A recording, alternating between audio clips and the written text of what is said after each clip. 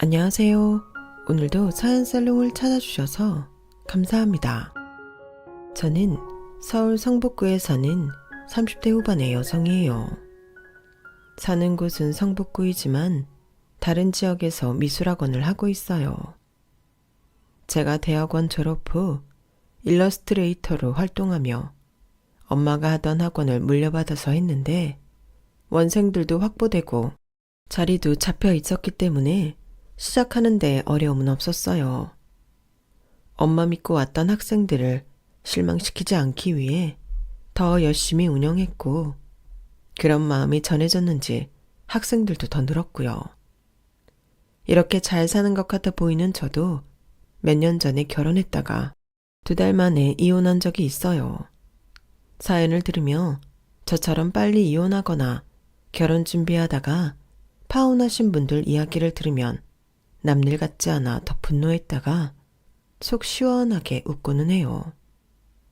저 역시 한 방 먹이고 이혼하기는 했지만 아직도 그놈의 파렴치한 얼굴이 떠오를 때면 부르르 떨게 돼서 말이죠. 여기 사연 채널을 통해 한번 털어놓으면 완전히 잊을까 해서 이렇게 용기를 내서 제 이야기를 보내게 됐네요. 저희 아빠는 대형 법무법인 창립 멤버인 변호사예요. 아빠는 워낙 승률이 높고 스마트하다고 평판이 자자했고 수임도 많이 했기 때문에 저희 집은 늘 경제적으로 여유로웠어요. 법정에서는 냉철하고 조금 무섭기도 하셨지만 집에서는 소탈하고 저와 언니한테도 잘 자주시는 평범한 아빠였죠. 휴가 때마다 꼭 가족과 보내려고 노력하셨고 그 덕에 저와 언니는 어릴 때부터 해외여행도 많이 다녔고 예체능 과외도 또래들보다 많이 했던 것 같아요. 아빠는 저희가 예체능 레슨을 받으며 스트레스 받는 건 원치 않으셨고 정서교육에 도움이 될 만큼만 하기를 바라셨어요. 그래도 엄마가 미술 전공을 하셨으니 저와 언니 중에 한 명은 미술을 하길 바라셨는데 제가 하게 됐고요. 엄마만큼은 아니어도 미술에 센스가 있다는 말에 전공을 하게 됐고 무난하게 대학과 대학원까지 가게 됐어요. 저와 언니 둘 다 대학에 갈 때까지 집안일과 가족들만 챙기셨던 엄마는 이제 일을 하고 싶다고 아빠와 의논하셔서 미술학원을 열게 되었는데 생각보다 잘 돼서 저희가 놀랄 정도였죠. 와, 예술재능하고 이런 경영재능은 다르다고들 하던데 엄마는 둘 다 되나 봐. 엄마 진짜 짱이다. 윤지 말이 맞아. 엄마 정말 대단해. 누가 엄마를 20 몇 년 동안 집에만 있었다고 하겠어. 라며 언니도 제 말에 맞장구를 치며 엄마를 놀라운 눈으로 봤죠. 언니는 어릴 때부터 외국어에 탁월한 재능을 보여서 통번역 대학을 나와 동시통역 일을 하고 있어요. 주로 기업 임원들 회의에 많이 들어가기 때문에 해외로 출장 가는 일도 많고요. 이렇게 저희 가족은 자기가 좋아하는 거, 원하는 걸 하는 게 제일 좋은 거라는 아빠의 말씀대로 각자 자기 길을 잘 개척해 갔어요. 물론 저는 경제적으로 여유 있는 부모님 덕에 남들보다 빨리 안정적인 생활을 할 수 있었던 건 사실이에요. 그래도 대학 때부터는 부모님께 손 안 벌리려고 알바도 많이 했고 엄마 학원에서도 일주일에 2번씩 학생들 레슨을 했죠. 엄마도 칼같이 제가 일한 만큼 급여를 주셨고요. 지금까지 이렇게 저희 집 이야기를 한 건 분위기를 아셨으면 해서예요. 저희 부모님이 저와 언니를 위해 아낌없이 지원해 주시고 구김살 없이 키우셨지만 그만큼 독립심도 강조하셨고 책임감 있는 사람이 되도록 하셨어요. 그러다가 알부자로 유명하셨던 할아버지가 돌아가시면서 남긴 유산 중에 저와 언니 몫으로 된 모 대기업의 주식이 있었어요. 할아버지 젊은 시절에 사놓으신 거라 그동안 엄청나게 많이 그 값이 올랐음에도 할아버지는 손주들 주시겠다고 끝까지 남기고 돌아가셨네요. 그 덕에 저는 꽤 많은 자산을 손에 넣을 수 있었고 경제적으로 여유로워져서 엄마에게 제가 학원을 더 키워보겠다고 제안을 하게 됐고요. 윤지 너라면 야무지고 기획력도 좋으니까 엄마도 믿을 수 있긴 해. 그렇다고 해도 너무 무리는 하지 마. 일이라는 게 무작정 크게 벌린다고 다 되는 건 아니다. 나도 알지. 대학 때부터 지금까지 엄마 옆에서 본 게 있잖아. 그래도 내 욕심에 앞이 안 보일 때도 있을 거야. 그럴 때는 엄마가 옆에서 코치 잘해줘. 그렇게 저는 다른 미술학원 밀집 지역에도 분원을 내게 됐어요. 엄마가 워낙 털을 잘 닦아놓아서인지 오픈 전부터 학원 언제부터 하냐는 문의도 많았고 예상보다 많은 학생들이 등록해서 저는 오히려 강사 선생님을 더 뽑아야 될 정도였어요. 하지만 친구나 지인들한테는 여전히 엄마가 원장이고 저는 분원의 관리 정도를 맡는 부원장이라고 말했어요. 제가 경험한 바로는 아무리 친해도 내가 너무 앞서가 버리거나 하는 일이 잘 된다는 말을 하면 잘 됐다고 축하하거나 좋은 말을 해주면서도 은근히 질투하더라고요. 또 상황이 힘든 친구들한테는 제가 벌써 원장으로 자리 잡고 새로 개원한 분원도 학생이 넘친다는 게 썩 좋지만은 않을 테니까요. 안 그래도 힘든 친구들은 저한테 부모 잘 만나서 좋겠다며 한숨 쉬는 걸 많이 봐서 굳이 제가 얼만큼 되고 있고 이렇게 잘하고 있다. 그런 말은 하지 않았어요. 저는 학원 운영이 너무 재미있어서 해외 연수라도 다녀오라는 아빠의 권유에도 나중에 정말 가고 싶을 때 가겠다며 학원 일에 빠져 지냈어요. 그렇게 한 5년 정도 일을 했을 때 저는 지인의 소개로 남편을 만나게 됐어요. 남편은 저랑 만날 즈음에 은행에서 근무하고 있었는데 저와 사귀고 얼마 안 돼서 대기업의 경제연구원이 되었어요. 원래 하고 싶었던 일이라며 저와 사귀고 일이 잘 풀렸다고 좋아했죠. 윤지 너는 운이 있는 사람인가 봐. 그동안 그렇게 옮기고 싶어도 잘 안 됐는데 너랑 사귀고 나서 딱 원하는 자리로 옮기게 되고 이거 너랑 뭔가 일이 잘 될 것 같은데? 뭐야, 통계 보면서 가장 이성적인 일을 하는 사람이 그런 미신 같은 말을 하니까 이상하잖아. 그만큼 내가 기분이 좋다는 뜻이고 너랑 사귀게 된 것도 너무 좋다. 뭐 그런 거야. 남편은 보기에도 딱 냉철하고 이성적으로 생겨서 처음에는 많이 경계를 했는데 말도 재미있게 하고 재치가 있는 면에 끌려 점점 가까워졌고 결혼까지 약속하게 되었어요. 남편 부모님은 지방의 촌에서 농사를 짓는 분들이었는데 남편이 저를 데리고 내려갔을 때 저를 좀 부담스러워하긴 했어요. 저희 집하고 비교했을 때 많이 기우는 것 같다면서도 저를 며느리로 맞는 게 싫지는 않은 눈치더라고요. 우리 원래 고향은 여기가 아니고 경기도인데 형 어릴 때 내 사업이 부도나서 고생을 좀 했어. 그때 빚 정리를 하고 여기에 와서 정착하게 된 거지. 우리도 원래는 서울 살던 사람들이니 거기서 사는 게 어떤지 모를 거라고 생각하지 마라. 그러니 고달픈 서울 생활 둘이 의지하며 잘 지냈으면 좋겠구나. 우리 형우한테 든든한 아내와 처가가 생긴 것 같아 마음이 놓인다.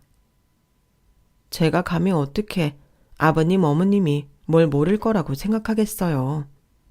저랑 오빠 잘 살 테니 예쁘게 지켜봐 주세요. 형우가 어릴 때부터 워낙 똑똑했어. 우리도 농사일 절대 안 시키고 어려워도 형우도 형우 누나도 공부만 시켜서 다 성공하게 만들었거든. 우리야 사는 게 이렇지만 애들은 절대 아가씨한테 뒤떨어지지 않을 거야. 그러니 우리 아들하고 오순도순 잘 살아봐. 네, 어머님. 말씀대로 잘 살게요. 남편 부모님은 제가 혹시라도 남편이나 시댁을 무시할까봐 신경 쓰시는 것 같아 말 한마디도 조심하게 되더라고요.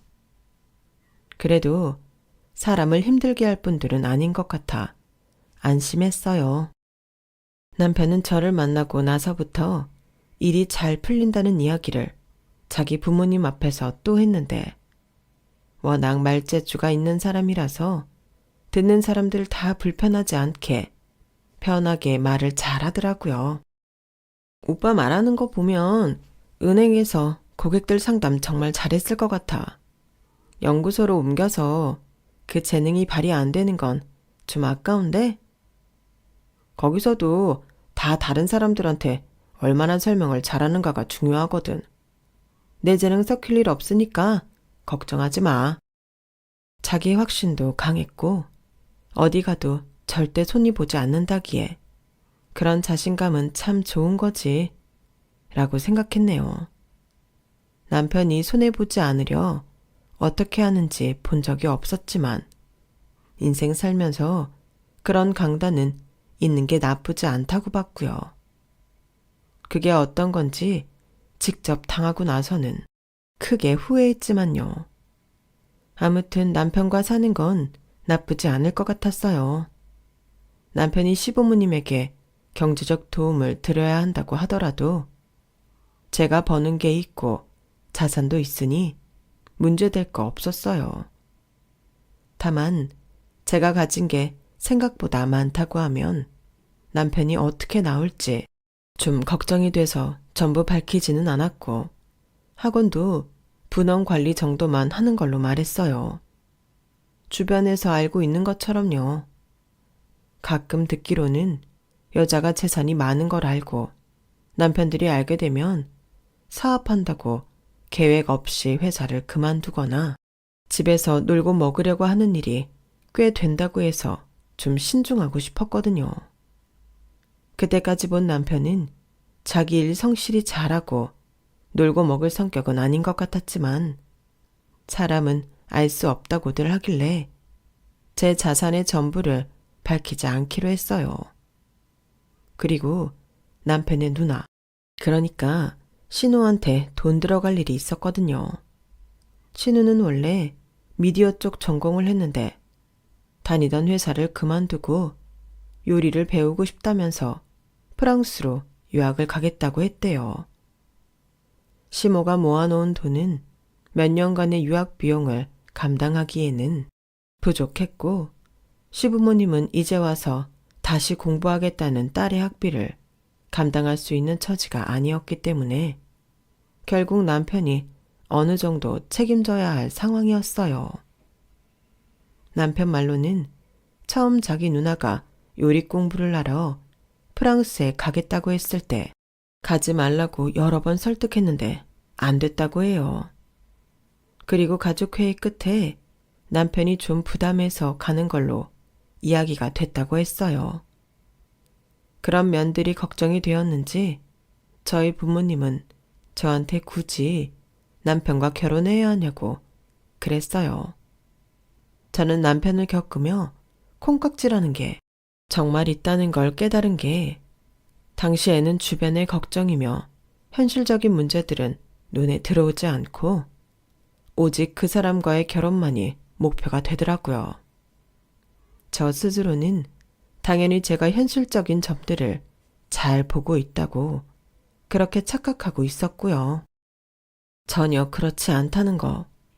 콩깍지가 벗겨지면 무섭도록 현실이 냉정하게 보인다는 걸 그때 처음 알았네요.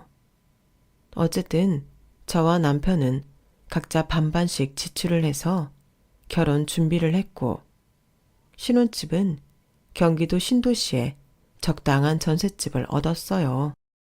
결혼 준비의 대부분은 순조롭게 흘러갔지만 상견례장에서 남편 누나의 돌발적인 언행은 저를 긴장하게 만들기도 했어요.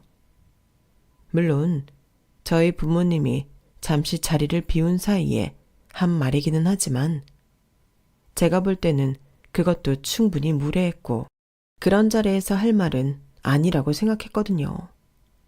신우는 이렇게 말했어요. 근데 이렇게 형우가 빨리 결혼할 줄은 몰랐네.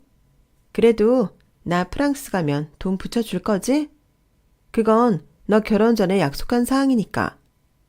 올케라고 불러도 되지? 올케, 형우가 나한테 돈 보내주는 것 같고 잔소리하면 안 돼. 솔직히 나 도와주기로 해놓고 이렇게 결혼 저지르는 거 너무 별로야. 나는 얼마든지 반대할 수 있는 거 100번 양보해서 참은 거라고. 아니, 이거는 너무 자기위주의 생각 아닌가요? 30대 성인이 자기 유학 가서 쓸 돈 보낼 동생이 결혼하면 그 돈 안 보낼까봐 반대하려 했다는 게 너무 이기적으로 느껴졌지만 대놓고 말할 수는 없었죠. 저희의 결혼식은 저희가 만난 지 딱 1년 3개월 됐을 때였어요. 남편은 합리적이고 냉정한 성격의 소유자답게 무조건 비싼 것만 선호하지 않았고 2년 후 저희가 전세 빼고 이사를 갈 때 어떻게 될지를 생각해서 저렴한 걸 사도 되는 물건은 가성비 좋은 걸로 장만해서 정말 실속을 잘 차렸어요. 생활비는 각자 반씩 내고 자기 집에 줄 건 각자 알아서 하기로 이야기를 했고요. 경조사비나 용돈도 마찬가지였어요. 신우의 유학 비용도 남편이 알아서 한다며 저한테는 신경 쓸 필요 전혀 없다고 했어요. 또 한 가지, 남편과 저는 바로 혼인신고를 하지 않기로 했는데요. 이건 저희 부모님이 그랬으면 좋겠다고 하신 건데 그 말을 제가 꺼내기도 전에 남편도 혼인신고를 바로 하지 않았으면 좋겠다는 거였어요. 요즘은 그게 추세라면서요. 내가 윤지 너를 의심하는 거는 절대 아니야. 알지? 근데 우리가 지금은 서로 좋다고 해도 살아보면서 정말 안 맞거나 서로를 도저히 극복 못하는 게 있을 수 있잖아. 다들 그러더라고. 연애할 때는 몰랐던 걸 결혼하고 나서 알게 될 수도 있다는 거야. 우리는 그러지 않을 거라 생각하지만 사람 일 모르는 거잖아. 너한테도 나쁜 건 아니잖아. 각자의 삶을 위해 좀 더 신중하자는 거니까. 어때? 알았어. 뭐 나도 그런 거 생각 안 해본 건 아니니까. 그렇게 하자. 저는 굳이 부모님이 혼인신고 늦게 하라고 했다는 말은 하지 않았어요.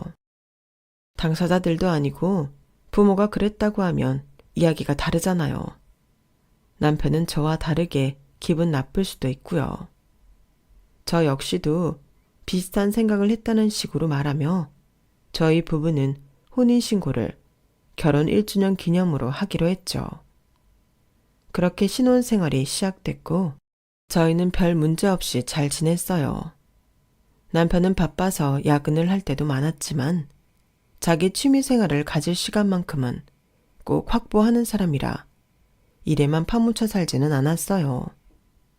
자기 혼자 훌쩍 골프를 치고 올 때도 있었지만 대부분 주말은 저와 함께 집에서 집밥 해먹으며 좋아하는 영화 보며 편하게 쉬는 걸 좋아했어요. 저는 친한 친구들과의 정기적인 만남이나 전시회를 보는 일 아니면 주말에 같이 남편과 있었고요. 서로의 개별 일정에 대해서는 남편도 저도 별 불만이 없었어요. 그렇게 시간이 1달 반 정도 흘렀을 때였어요. 이대로라면 굳이 1년까지 끌지 않아도 혼인신고해도 되지 않을까 하는 생각이 들기 시작했는데 어느 날 남편이 불쑥 이렇게 말했어요. 오늘 저녁 같이 외식할까? 내가 할 말도 있고. 무슨 말인데? 밖에서 저녁 먹으며 할 말이라니 긴장되는데? 아, 대단한 건 아니고 같이 의논하려고 하는 거니까 편하게 밥 먹는 거라고 생각하면 돼. 결혼 후 웬만해서는 외식하자는 말을 안 했던 남편이라 느낌이 별로 좋지 않았는데 그런 예감은 빗나가지 않더군요. 나 말이야, 결혼 전에 빚을 좀 졌거든. 뭐 나쁜 거란 건 아니고 골프장을 친구놈 둘하고 같이 의기투합해서 운영했는데 이게 생각보다 돈을 많이 잡아먹더라고. 그래도 이게 좀 지나면 수익이 날 것 같아. 근데 당장 누나가 다음 주에 프랑스 가잖아. 다른 데에 돈 쓸 것도 많은데 이 빚이 계속 걸림돌인 거야. 이것만 갚으면 상황이 많이 나아질 것 같아. 우리도 그렇고. 그러니까 윤지 너도 이 빚 갚는데 돈 좀 보태자. 대출 받을 수 있지? 그거 먼저 받아서 일부 원금 갚고 차차 갚아 나가면 될 것 같아. 자기 빚을 갚는 데에 내 돈을 쓰자는 말을 참 쉽게 하는데 그동안 남편이 보여온 철저한 모습과는 너무 대조적이라서 선뜻 뭐라 말해야 좋을지 모르겠더라고요. 그 빚이 얼마인데 나보고 대출을 받아달라는 거야? 뭐 많다면 많을 수 있지만 이게 그렇게 많은 건 아니야. 4억. 4억?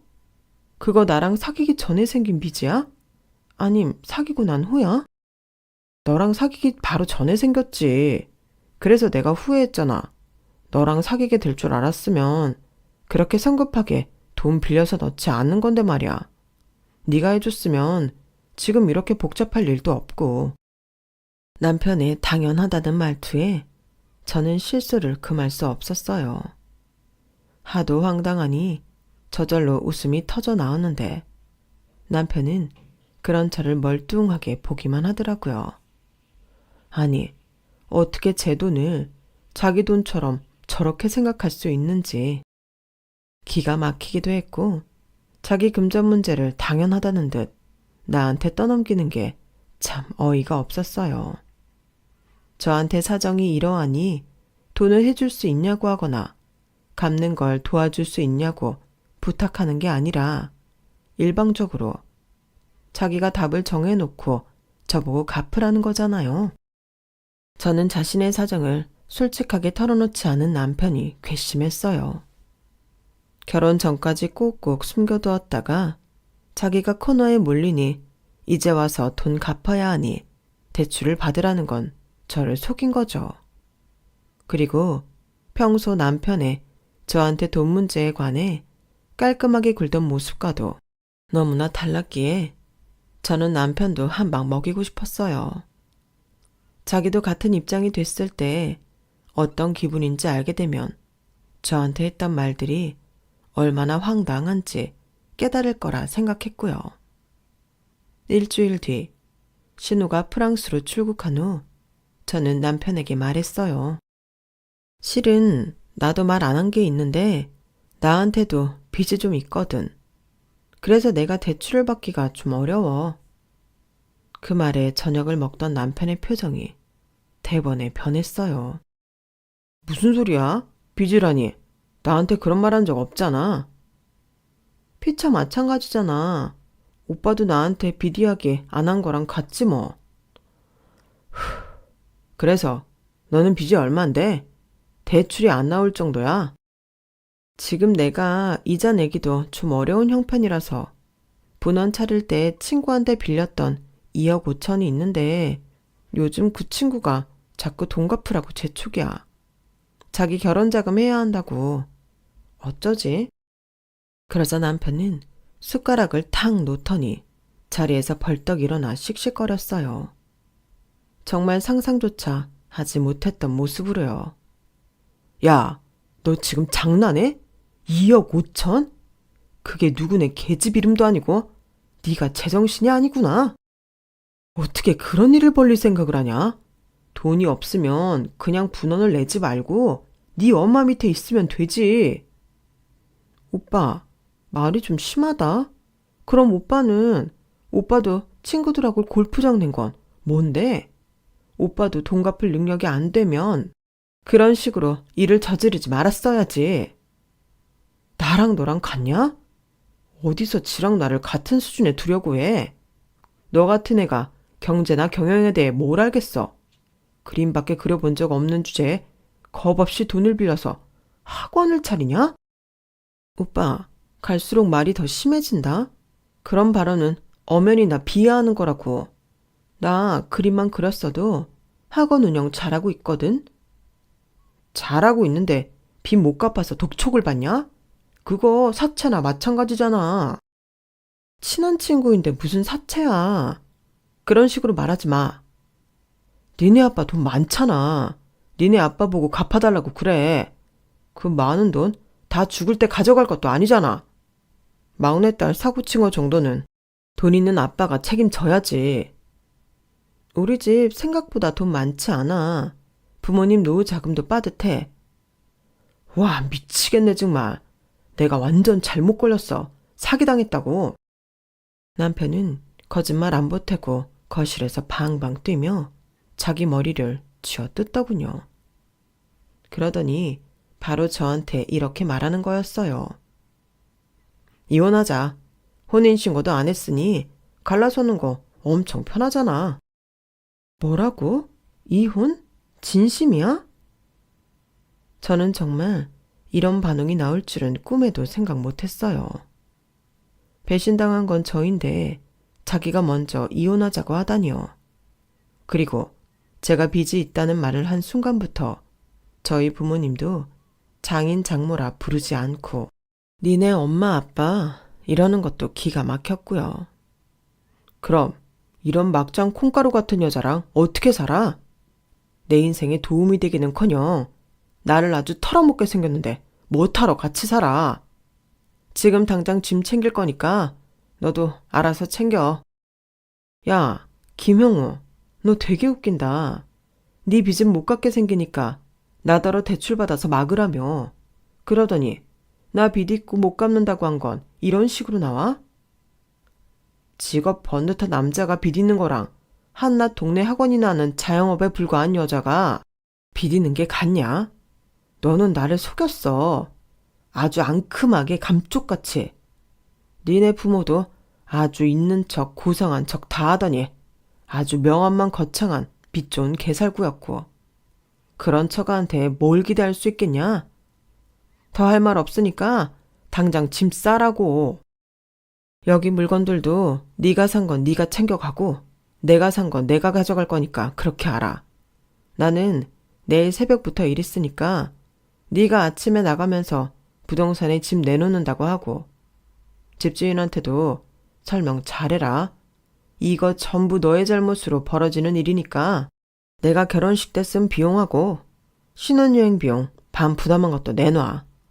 내일 저녁까지 내 통장에 돈 입금시켜 놓지 않으면 너랑 니네 집 사기 결혼으로 고소해버릴 테니까 그런 줄 알아. 남편은 그 순간 우리 아빠가 변호사라는 사실도 잊어버린 듯 했지만 저 역시 남편의 이기적이고 졸렬한 모습에 경악하느라 그런 중요한 사실들은 생각할 겨를도 없었어요. 저는 단 한 번도 꿈조차 꿔본 적 없는 남편의 모습에 배신감을 느꼈어요.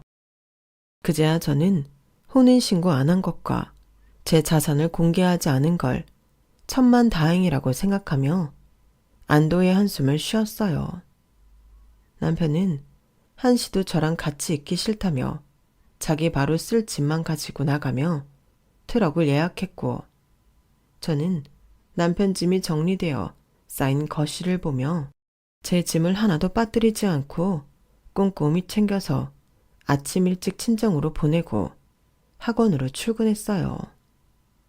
남편이 당장 내놓으라고 저한테 명령한 신혼집도 주인에게 전화를 걸어 양해를 구했고 주인은 놀라면서도 자기가 직접 내놓겠다고 했어요. 부모님은 제 짐이 집으로 도착하자 놀라셔서 저한테 전화를 했어요. 저는 나중에 설명하겠다고 하고 침착하게 학원 일을 끝낸 후 집에 가서 남편이 어떻게 했는지를 다 말했죠. 부모님은 어이가 없어서 입을 다물지 못하셨어요. 윤지 너 혼인신고 안 하길 100번 1000번 잘했다. 아니 어디서 그렇게 되먹지 않은 것이 남의 딸을 홀려서 결혼해서 지 좋을 대로 돈 뜯어먹으려고 했대. 안 그래요 여보? 거참 괘씸하기 짝이 없는 놈이네. 내가 당장 회사에 전화해서 그 자식한테 걸 수 있는 거 다 걸어보라고 이야기해야겠어. 아빠, 그 인간 철저해서 그렇게 걸만한 거 별로 없어. 걸 게 있다면 나더러 돈 갚게 대출 받아달라고 한 건데 별다른 증거가 없으니 그 인간이 잡아떼면 할 말 없고. 허참, 윤진이가 이런 상황에서도 아빠보다 더 냉철하구나. 그래, 그러면 어떻게 했으면 좋겠니? 일단 나 아무것도 생각 안 하고 쉬고 싶어. 지금은 너무 화도 나고 기 막혀서 뭘 어떻게 해야 할지 모르겠고 그저 그 인간 보이면 밟아버리고 싶거든. 그러니까 나 좀 쉴게. 그러고 나면 뭔가 대책이 떠오를 것 같거든. 부모님은 저한테 그러라고 하시며 너무 상심하지 말라고 격려하셨어요. 부모님도 어찌나 화가 나셨는지 새벽까지 잠도 못 주무시고 두 분이서 남편 욕을 하느라 정신이 없으시더라고요. 마침 휴가를 받은 언니가 친구랑 가기로 했던 여행 일정을 취소하고 저를 데리고 프랑스에 가서 여기저기 구경시켜 줬어요. 저는 프랑스에 어릴 때 한번 와보고 처음이라 일 때문에 찾아왔던 언니가 제 가이드를 다 해줬죠. 그렇게 가족들의 케어로 보름 정도 잘 쉬고 나니 차츰 생각도 정리되더라고요. 이대로 끝내는 건 억울해서 뭐라도 해야겠다 싶은데 마침 남편 회사에서 축하 행사가 있는데 아빠한테 초대장이 왔더라고요. 저는 이게 하늘이 주신 기회라고 생각했고 아빠한테 제가 같이 가도 되냐고 물어봤죠. 아빠는 흔쾌히 그러라고 하셨고 저는 그날을 위해 준비를 했어요. 먼저 흔하지 않은 유럽 명품 옷과 가방, 그리고 구두를 주문하고 머리도 강남 비싼 헤어샵에서 다시 했어요. 그리고 그날만 기사를 고용해서 엄마 외제차를 타고 가기로 했어요. 엄마 차가 뽑은 지 얼마 안 된 신형에 정말 비싼 거였거든요. 아빠는 아빠 차로, 저는 엄마 차의 기사 운전으로 행사가 있는 호텔에 도착했는데 제 예상대로 말단에 속하는 남편은 문 앞에까지 나와서 손님들에게 인사를 하는 역할을 하고 있더군요. 남편은 차에서 따로 내리는 아빠와 저를 보더니 꽤나 당황했어요. 게다가 저는 기사가 내려서 제 차 문을 열어주는 걸 보고 눈이 완전 휘둥그레졌고요.